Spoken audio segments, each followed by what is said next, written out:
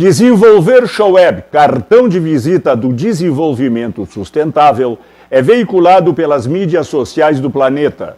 Sejam bem-vindas e bem-vindos, internautas brasileiros e do mundo. Eu sou Bernardo Jazem, apresentador do Desenvolver Shoeb. Agradecemos a todas e a todos por acessarem a nossa mensagem. Desenvolver Shoeb está começando.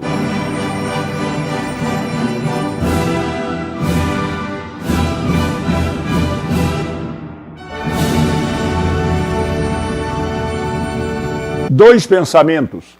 Na vida não existe segurança, somente existem oportunidades. Quem nos diz é o legendário escritor e dramaturgo Mark Twain, que viveu de 1835 a 1910.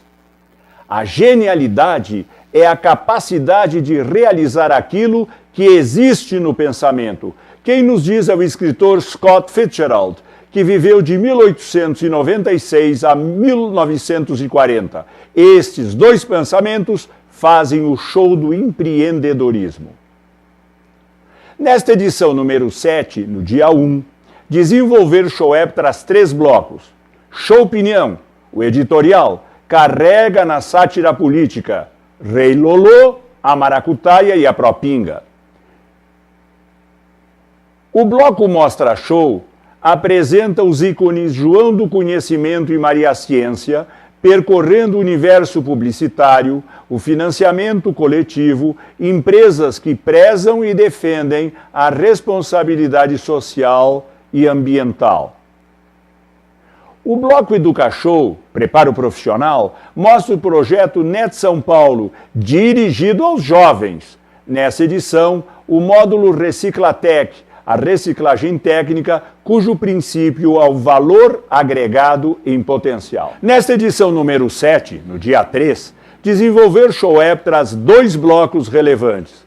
Vista Show mostra o economista Alex Agostini, diretor da empresa de avaliação de risco Austin Rating, traçando um quadro da economia brasileira. Uma boa oportunidade para empreendedores, investidores e interessados.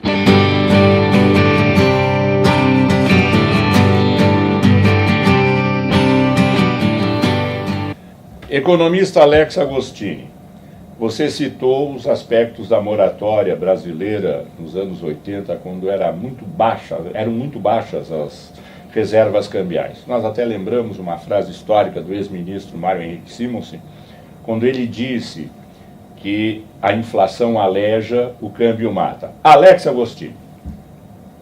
Olha, de fato essa frase faz muito sentido pelo seguinte: quando nós falamos que a inflação aleja, é porque ela tira o poder de compra da sociedade, né? Então, um litro de leite que vale R$3 hoje, amanhã ele passa para 5, o salário não acompanhou. Então ele compra menos leite com o mesmo salário. Então ela aleja porque vai tirando e vai deixando o cidadão deficiente nas necessidades que ele precisa para sua casa. Educação, saúde, tudo isso vai sendo diminuído o consumo. Então a inflação de fato aleja.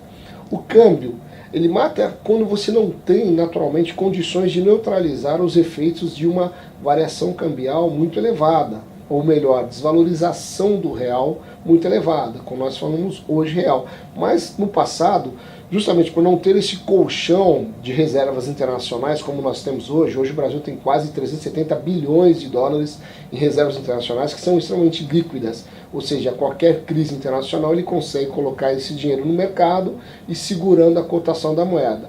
Por que é importante manter o câmbio sob controle? 30% da inflação ao consumidor, dos componentes da inflação ao consumidor, sofrem alguma interferência do câmbio.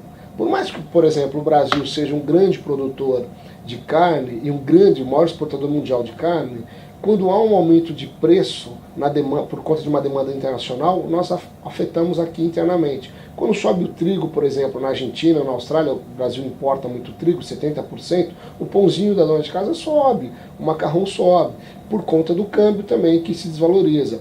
Então é importante manter o câmbio sob controle para não afetar a inflação. Além do que, você também acaba espantando os investidores internacionais quando tem uma disfunção no câmbio.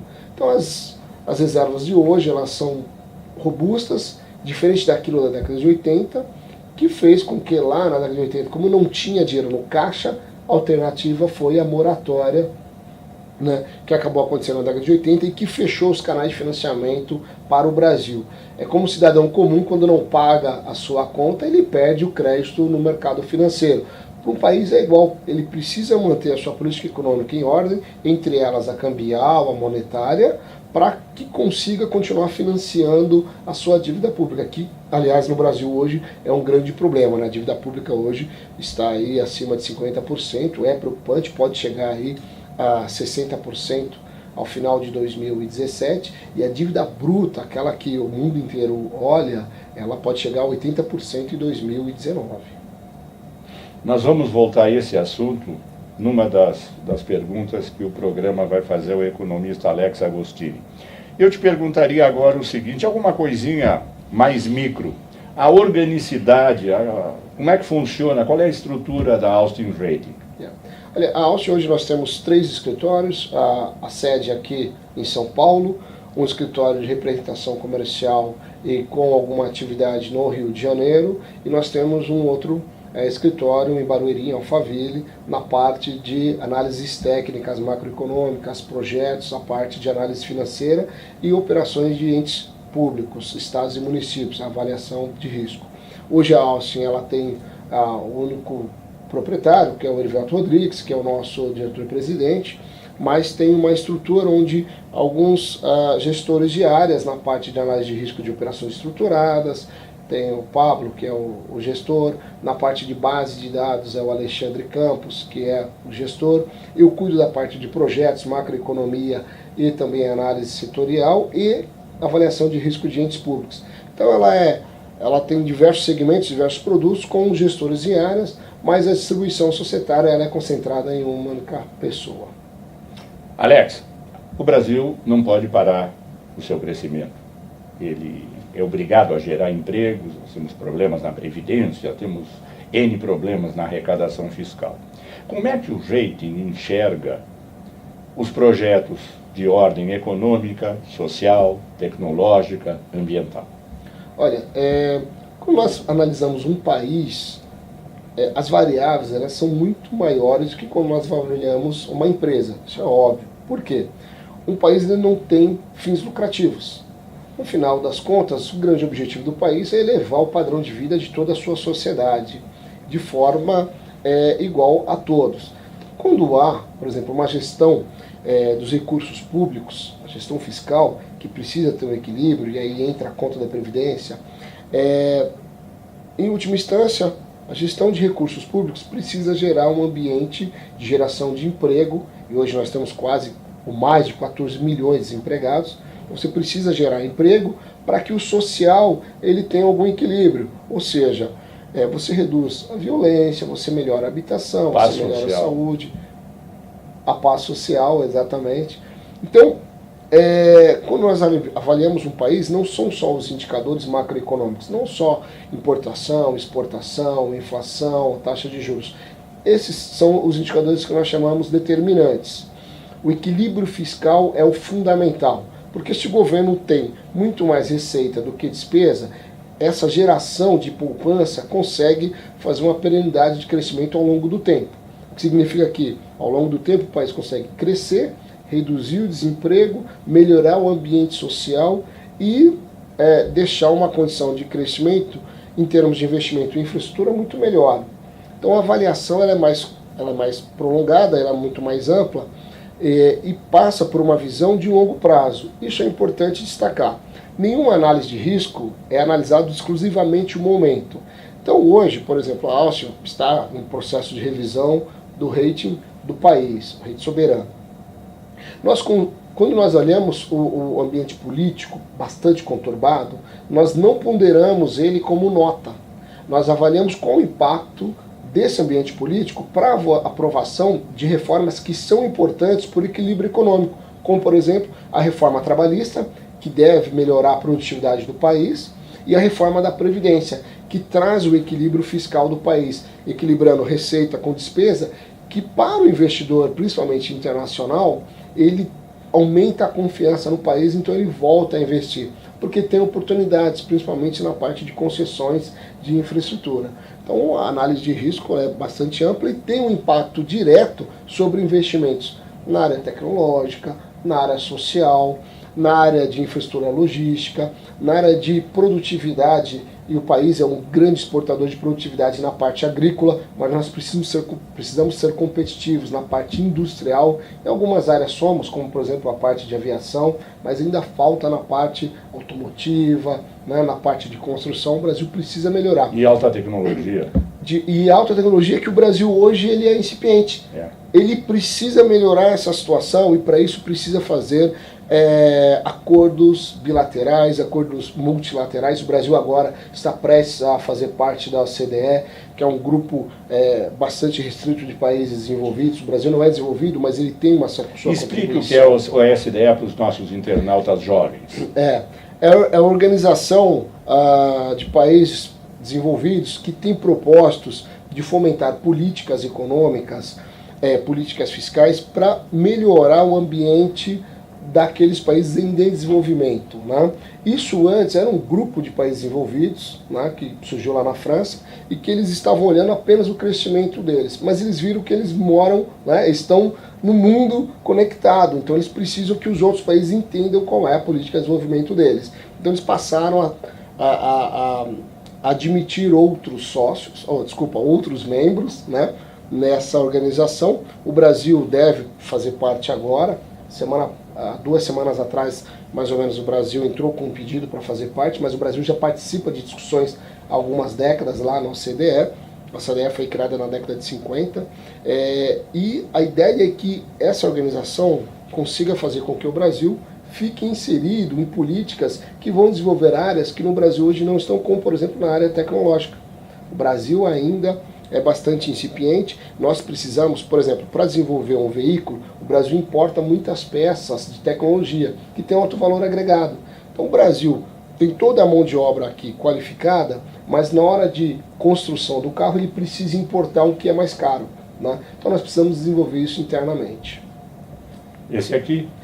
Por exemplo, um celular que nós, aqui no Brasil nós não construímos, nós não desenvolvemos, nós montamos apenas, né? Os celulares eles vêm desmontados, o Brasil pega, por uma questão de custo tributário, o Brasil apenas monta o celular aqui. Você falou de uma palavra-chave. Nesse patamar, Alex, a reforma tributária.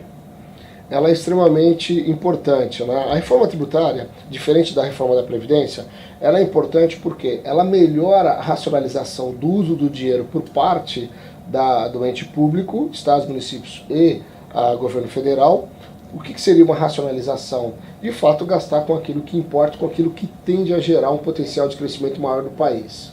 E por parte dos empresários, tem um custo menor, naturalmente, para investir no país. Quando nós falamos em investir, não significa maior retorno para o empresário exclusivamente. Pelo contrário, é você gerar mais emprego. Investimento em mão de obra também, mas você não pode ter uma situação hoje onerosa aos empresários. O empresário ele precisa, naturalmente, ter ambiente de negócios favoráveis, e um deles é a questão do tributo. Uma relação interessante que eu vi há pouco tempo é o quanto um país paga de impostos em termos de percentuais do PIB e qual é o seu índice de desenvolvimento humano, o IDH. O Brasil tem uma das maiores taxas de tributação sobre o PIB, mais de 40%, e um dos menores IDHs. O que significa isso? Nós pagamos muitos impostos e nós recebemos menos do setor público em investimento para a sociedade. Então a gente não consegue se desenvolver do lado humano, do lado social. Isso tem um ônus, porque você tem mais pessoas doentes, então você vai gastar mais com pessoas em hospitais, você tem menos pessoas alfabetizadas, tem menos pessoas com conhecimento superior, então você cai a produtividade, então você precisa de mais pessoas para fazer um único trabalho. Isso é um ônus e um atraso para o país. Então precisa, naturalmente, a reforma tributária equacionar esses dois lados.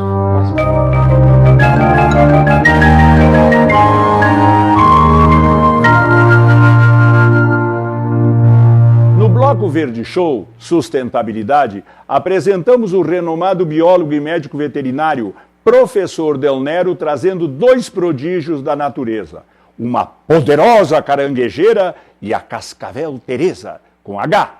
Existe um tipo de cascavel, Acrotalus duriçus terríficos, que possui uma toxina 600 vezes mais forte que a morfina. Será que é esta Teresa com H? Confiram, já já. Claro que com a peçonha da cascavel eu faço um soro contra a picada de cascavel. Mas vai muito além disso. A toxina é um pool de várias substâncias que podem ser isoladas para fabricação, por exemplo, de medicamentos contra hipertensão, medicamentos analgésicos muito mais fortes e eficazes do que a própria morfina, sem os efeitos nocivos da morfina. Então, quando nós olhamos para uma serpente, nós temos que olhar com a segunda visão. Qual é essa segunda visão? Não é a sua, é a visão da natureza. Ela existe por um motivo, para entrar em um equilíbrio. E um detalhe mais importante que isso é que, se nós exterminássemos todas as serpentes do mundo, nós morreríamos de fome. Aí deve ter algum internauta que vai falar, eu vou mudar agora, porque esse cara acabou de falar uma grande besteira. Não, eu não falei uma grande besteira, presta atenção. O que eu vou falar para você, infelizmente, meu caro internauta, vai te deixar muito chateado. Você já é desiludido que não existe Papai Noel nem Coelhinho da Páscoa. E nós comemos os grãos, seja lá milho, feijão, etc., que as pragas de roedores deixam para nós. Verdade. Se não fossem as serpentes que fazem o maior controle de roedores, nós não teríamos grãos para comer. Na Índia, eles tinham problema nas plantações de arroz com as najas e causavam acidentes letais. E alguém pensou assim, vamos acabar com as najas e acabam com os acidentes letais. O que aconteceu quando começaram a retirar as najas das plantações de arroz, meu caro Bernardo? Acabou o arroz. Não, começou a se elevar o número de roedores. E em consequência, aí sim, acabou o arroz. Os caras, deixem as serpentes, vamos produzir soro e vamos ter postos para administrar esse soro, mas não é negócio acabar com as serpentes. Serpentes são potencialmente benéficas ao ser humano e é uma fonte de renda. Sem dúvida. O grama da peçonha liofilizada vale mais do que o grama de ouro. Mas calma lá, não adianta você querer falar, então eu vou começar a criar serpente, vou extrair a peçonha e vou ficar rico. Não. Não, porque quem precisa, que é a indústria farmacêutica, tem a sua própria produção. E olha, o Verde Show tem um compromisso com a verdade. E eu, professor Del Nero, que eu vou falar agora aqui, é responsabilidade minha, não é do Verde Show. Tem muito picareta aí, dando curso e palestra, vendendo a ideia que você vai montar um serpentário e vai ficar rico. Vou falar um negócio para você. Se fosse fácil vender a peçonha de serpente, me desculpa, eu não ia estar aqui agora conversando com vocês. Eu estava no instituto extraindo peçonha e vendendo. Não é fácil. Quando as pessoas me procuram e falam assim, professor, olha, eu tenho um pequeno capital, eu tive uma indenização trabalhista, eu me aposentei, eu quero montar um serpentário, o senhor me faz o projeto? Eu falo, primeiro você vai fazer algo. Você vai trazer assinado um compromisso de compra de peçonha de um comprador. Aí nós entramos no projeto. Porque é difícil. Professor Del Nero, as serpentes atacam quando tem medo ou para a defesa. Elas não atacam porque são más. Eu digo muito mais, Bernardo. Elas não atacam, elas se defendem. Exatamente. Essa estrutura que você está vendo aqui, que é o guiso, é a maior prova da evolução defensiva, que é avisar quando estou me sentindo ameaçada, para que o agente agressor saia e se afaste. Porque a peçonha, ela demanda de energia para que o animal a produza. Então a peçonha, ela, o que nós falamos que é algo caro. Eu não posso ficar desperdiçando. É como se fosse, eu gosto de fazer bem essa analogia, um policial. Um policial treinado. Ele usa da arma para intimidar e só em último caso ele efetua o disparo. A serpente também é desse jeito. No caso aqui das cascavéis. Esta é a serpente que mais causa óbito no Brasil, mas é a menos agressiva. Mas causa óbito por quê? Cerca de 24% dos acidentes são por cascavel. Porque é uma neurotoxina. Após ser picado, a pessoa começa a ter paralisia, começando nas pontas dos dedos, nas pálpebras e, por último, vai combinar com a paralisia do diafragma. Então você não respira. Mas também é nefrotóxica. Pode levar a um comprometimento renal. Um dos detalhes que eu sempre falo é o seguinte, que a gente tem a obrigação de falar, e porque quando você mesmo citou o Vital Brasil, é que, professor, o que fazer em um acidente ofídico, que é um acidente com serpentes? Primeiro ponto é não fazer nada. É não fazer o errado. Nunca fazer torniquete. Nunca ingerir nenhuma substância. O que você tem que fazer? Primeiro ponto, manter a calma. Professor, eu tenho que correr, pegar a serpente e matá-la para levar para saber... Não! Quanto mais você se irritar, quanto mais você ficar nervoso, mais adrenalina, mais circulação, mais potencialmente você está fazendo a ação dessa peçonha. Mantenha calma, lave o local com água e sabão, isso serve para qualquer ferimento. Claro. E procure a região, o local em sua cidade que tenha atendimento contra acidente de serpentes. Por exemplo, na cidade de São Paulo, referência mundial, Hospital Vital Brasil. O profissional vai saber pela ação da toxina, pela sintomatologia, qual serpente te picou. Não há necessidade de levar o animal. Vamos dar um exemplo. Por que a farmacologia tem como seu símbolo uma serpente? Isso é... Bernardo, olha, você é um poço de sabedoria. Parece que a gente combinou, gente, mas é verdade, não combinamos, nós não combinamos. O símbolo que é a Esculap é o símbolo da cura. Você vai me ajudar melhor que isso. Existe uma passagem no Velho Testamento onde as pessoas que estavam doentes olhavam para uma cruz com uma serpente e recebiam a cura, não é isso? Sim. Então, a serpente ela tem o símbolo da cura. Eu posso ter o que mata, mas eu também tenho o que cura. Agora existe uma piadinha, eu posso contar? Deve. Responsabilidade minha, não do Verde Show. Você tem lá um dos símbolos, que você tem lá um cálice, uma serpente de um lado e uma do outro. Na verdade a gente fala que é uma cobra, a gente brinca e fala, eu também sou médico veterinário, a gente fala assim, se o paciente viver, você cobra, se morrer, você cobra também. Na edição, se vocês quiserem, vocês cortam, mas eu não poderia deixar de falar. Existe uma experiência que a FAPESP está realizando. Foi encontrada uma cascavel cuja peçonha tem 600 vezes mais analgesia que a própria morfina. E esta, está sendo estudado, esta peçonha poderá, dentro de 15 anos, combater tumores cerebrais e destruir o fibrogênio, que é a molécula formadora do coágulo. Ela está aqui. Às nossas mãos, uma santa cascavel. Exatamente.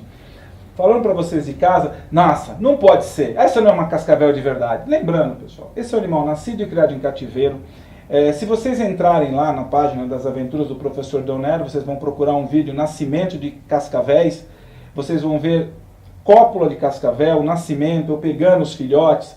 Essa aqui, inclusive, é um animal que pode ver, ela está viva. Nossa, não é para fazer isso, mas é um animal que está tanto tempo em cativeiro, foi criada de uma forma diferencial. No Instituto Professor Del Nero, nós não alimentamos as serpentes com presas vivas.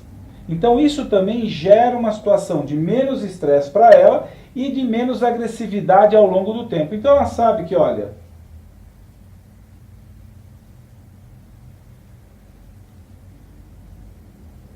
Sabe o que ela está fazendo aqui, que ela se achata? Ó, ela está sentindo. Não façam isso em casa. Professor Deonero, o senhor é louco? O senhor passa a mão em qualquer cascavel? De jeito nenhum, eu não sou bobo. É que essa é um animal, como eu falo, está comigo já há 15 anos. Nascida lá no Instituto Professor Deonero. Então, por isso que é o animal que eu trago para fazer as filmagens, para fazer os trabalhos. Então, ela já está acostumada com isso. Vocês perceberam que eu acabo falando e gesticulando com a mão? Então, como é um animal que nós não alimentamos com presas vivas, ela não está acostumada a predar algo que esteja se movimentando na frente dela. Uma outra serpente, se eu estivesse fazendo isso, eu já estou tomando uns 2 botes. E qual a velocidade de um bote? Mais ou menos aí, talvez eu acho que um soco de um pugilista, 200 km por hora, muito rápido. E qual que é a distância? Nós medimos o comprimento e dividimos por 3. Essa é a distância que um bote pode alcançar. Mas tem serpente que é muito chata. Ela não sabe calcular, às vezes ela dá o bote maior, quase metade do corpo. Inclusive ela é muda e surda. Então, Bernardo, isso é um detalhe que eu gosto de falar. Olha o que acontece. Na verdade, existe um pequeno porém nessa história. Elas não possuem orelha externa e orelha média. Lembrando que não é ouvido. Ouvir é verbo, ouvido é verbo. A nomenclatura diz que é orelha. Então, orelha externa, orelha média. Ela possui uma orelha interna rudimentar, que, ligada aos outros ossos do crânio, ela consegue ouvir vibração, mas é diferente da nossa audição. E elas enxergam. Porém, se nós compararmos o aparelho olfativo e uma estrutura que nós temos entre a narina e os olhos, que é a fosseta loreal, ela também consegue fazer uma identificação térmica do ambiente. A edição número 7 chega ao seu final. Agradecemos a todas e a todos, internautas do Brasil e do planeta, por acessarem a nossa mensagem. Na próxima semana tem mais. Um beijo nos seus cérebros.